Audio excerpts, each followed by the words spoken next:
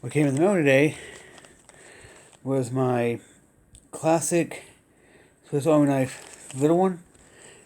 That one's not going to be taken out. Y'all probably know what it is. And the Leatherman Squirt, which I will be opening. A minute. Open it.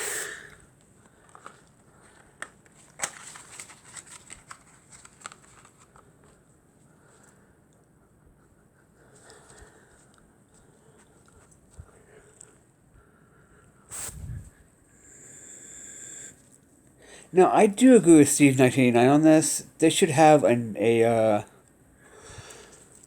knife, or not a knife, but a saw on it. That'd be great, you know.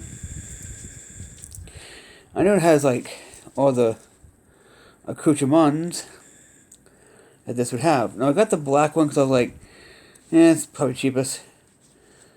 Plus, I need a small little thing anyway to put into my, So, yeah.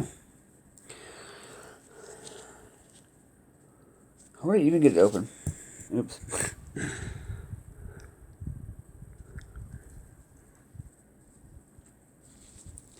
I'll do a separate video with me opening this. So anyway, y'all. Yeah. Peace.